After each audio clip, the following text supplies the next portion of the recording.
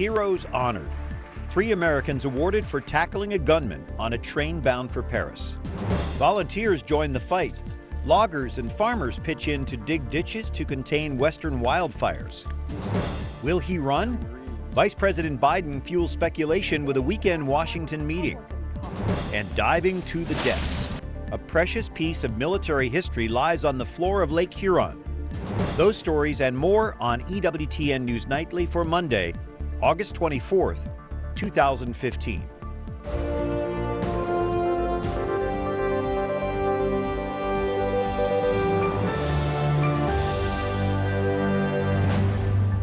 Good evening. Thank you for joining us. I'm Brian Patrick with your news now. 3 Americans who helped tackle a gunman on a Paris-bound train received France's highest honor today. Jason Calvi reports. Brian, the gunman was armed with an assault rifle strapped to his bare chest. His lawyer says he was just trying to rob the train, not to commit an act of terrorism. On board was U.S. National Guardsman Alex Scarlatos and U.S. Airman Spencer Stone. They sprang into action, stopping a possible massacre. Alex just hit me on the shoulder, said, "Let's go," and ran down, tackled him. We hit the ground. Alex came up and grabbed the gun out of his hand while I put him in a chokehold. It seemed like he just kept pulling more weapons left and right. It really hasn't sunk in. It doesn't really seem real. 500 passengers were on the high-speed train heading from Amsterdam to Paris. Witnesses say they feared for their lives. Am I going to die? I'm not ready to die. That's really how I felt. And I feel like I have so much more to do in my life. I'm only 28 years old. Police identified the gunman as 26-year-old Moroccan Ayoub El-Kazani. Officials say he has ties with radical Islam. Today, French President François Hollande bestows his country's highest honor, the Legion of Honor. Your heroism should be an example for all and a source of inspiration. The serviceman's friend, Anthony Sadler, is also decorated with the honor, as is British businessman Chris Norman. How do I feel? I feel happy to be alive. President Hollande is also honoring a French railway worker who is keeping his name private right now. A French American also helped out. He was shot. Now, the French president says the world is admiring these men's calm, courage, and sense of responsibility. Brian? Thank you, Jason Calvi. Other stories our EWTN News Nightly team has been covering in today's world. A serious jolt for investors as the Dow Jones Industrial Average tumbles 1,000 points just as the stock market opens this morning. A shiver of fear is running through Americans with retirement accounts that the bull market is over. A wave of selling circles the globe after Chinese stocks plunged 8.5%.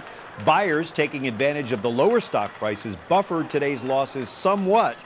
The Dow, however, closed much lower again, down 588 points. That is a 3.6% one-day drop. President Obama pushes for more clean energy options for homeowners and businesses. His speech in Las Vegas today pushes back against fossil fuels.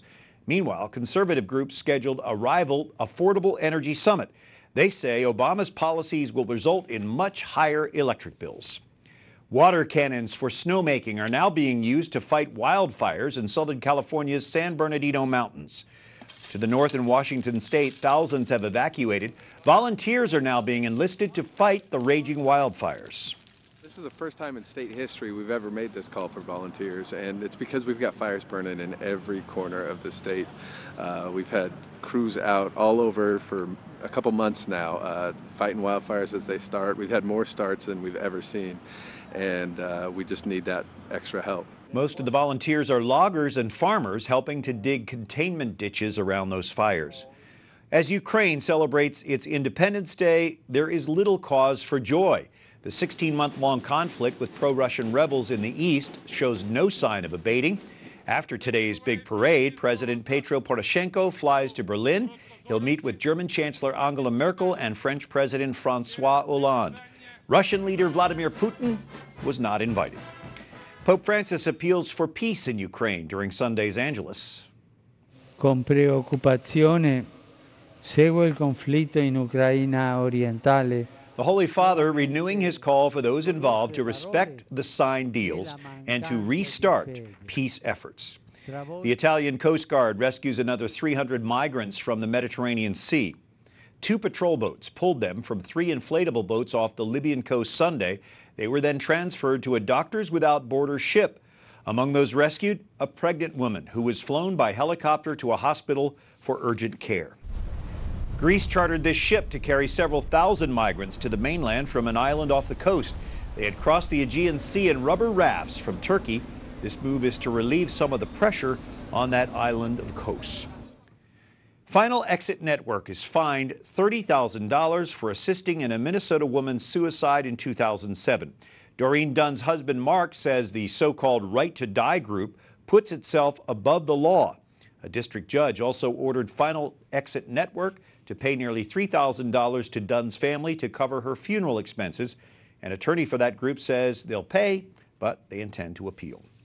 20 states, several Orthodox Jewish rabbis, and 6 orders of nuns are among those supporting the Little Sisters of the Poor in their HHS mandate challenge.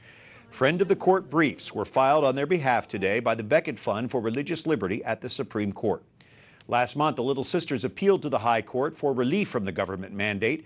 It requires insurance coverage of abortifacients, contraception, and sterilization. A circuit court order issued Friday temporarily safeguards the Little Sisters from huge non-compliance fines. Kristina Arriaga is with us. Kristina is Executive Director of the Becket Fund for Religious Liberty, representing the Little Sisters and EWTN, by the way. So is it a sure thing now that the Supreme Court will hear this case? It is very likely, but it's not for sure. There are 7 other ministries that have filed what are called cert petitions, so have asked the Supreme Court to hear their cases as well. The Supreme Court can decide just to hear Little Sisters or to put all of them together and hear one big nonprofit case.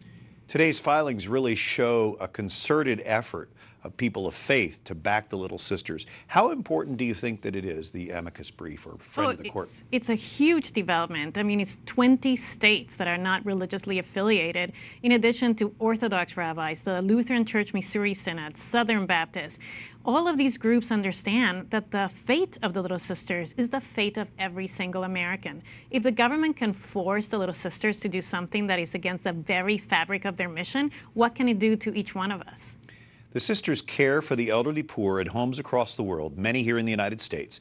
They have large staffs who are basically secular people, not necessarily Catholic or even Christian, but they're being forced to do something that goes against their core beliefs, aren't they? Absolutely. The Little Sisters have never offered contraceptive plans, let alone abortion-causing drugs, to their employees. And the employees know it when they go and sign up to work at one of the hospices.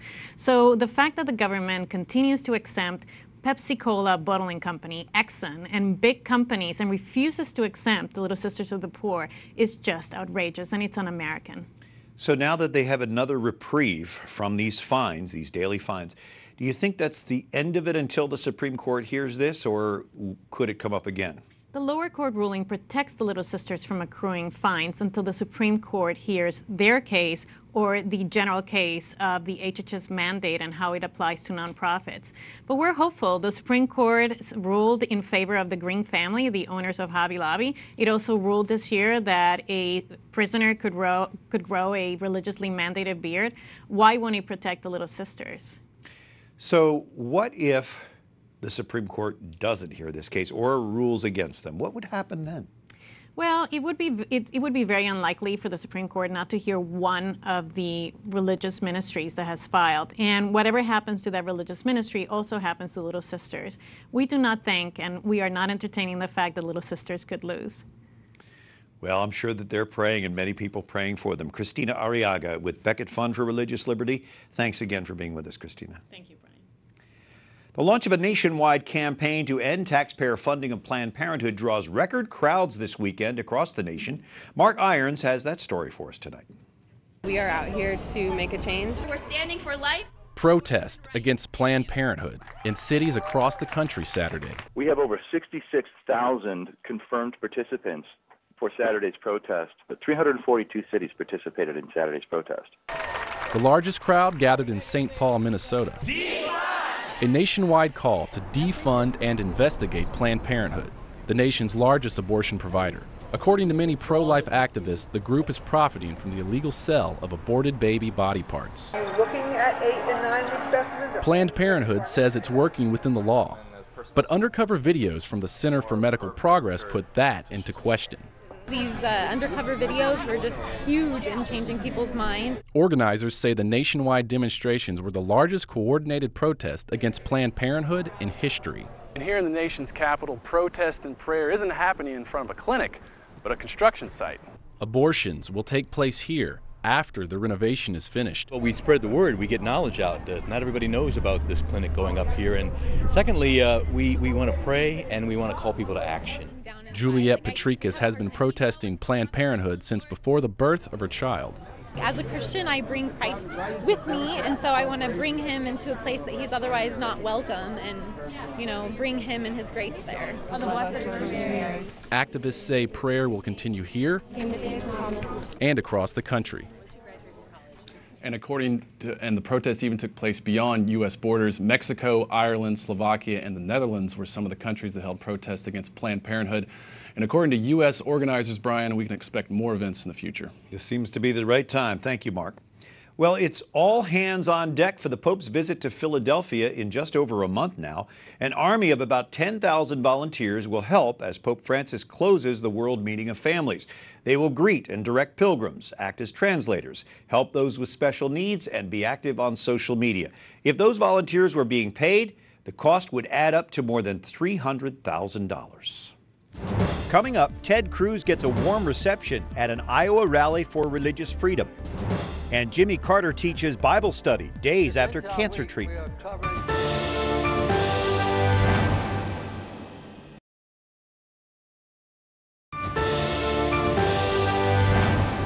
Today, August 24th, we celebrate the Apostle St. Bartholomew. He evangelized India and other parts of Asia and was martyred in Armenia.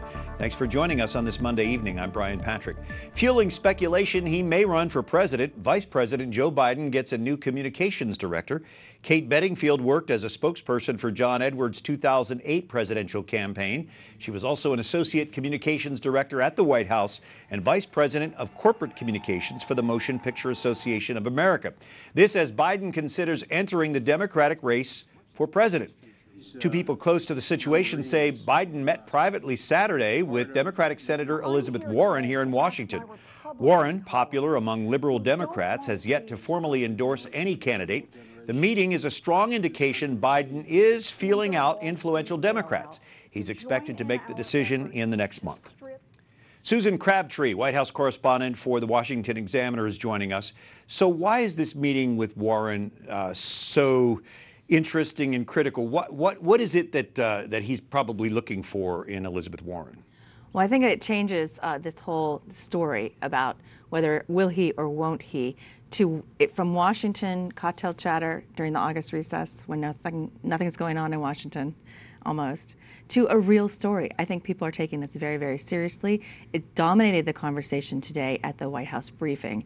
And certainly when he goes to Elizabeth Warren, he's seeking not only her blessing, but all of her vast supporters. She is the anti-Wall Street candidate. She is she is a person left of Hillary Clinton. So this is an indication that he cares about that constituency, and he might even be looking to run left of Hillary Clinton. Do you think he might be considering her as a running mate? I know it's very early for that. Maybe planting the seed. Well, the fact that this meeting leaked, I think, was very, very interesting. It's almost like he wants the conjecture because that would be extremely strong ticket to have a Biden-Warren ticket, because he knows that she could have run herself and that she actually decided not to do so. She let Hillary Clinton have her day. It was supposed to be a coronation, and now it looks like it may not be. So what is the White House saying or not saying about who they would back if Biden does throw his hat in the ring? That was the topic of conversation at the White House today.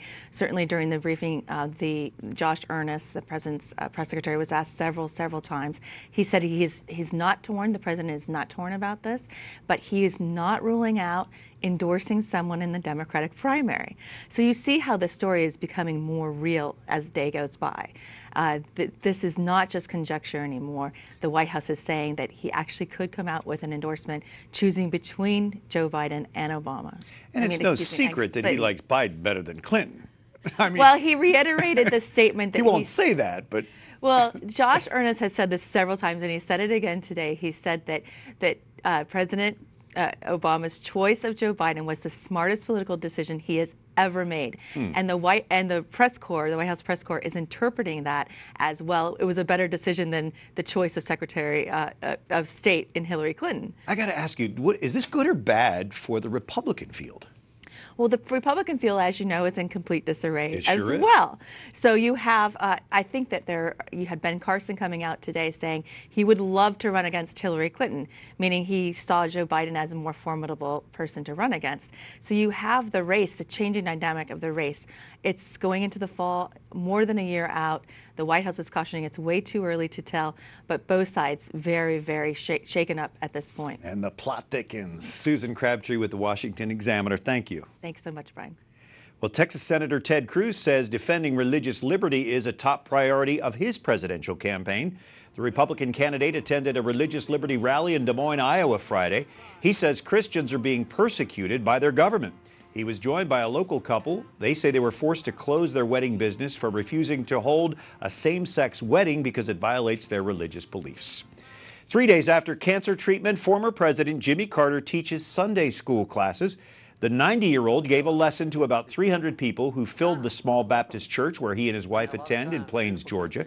He encouraged them to be faithful when faced with failure or disappointment.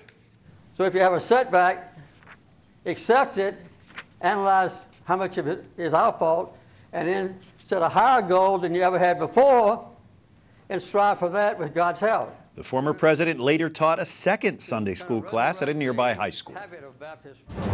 Up next, the nuclear deal with Iran simmers with lawmakers away from the capital. And significant military history is explored deep below the surface of the Great Lakes.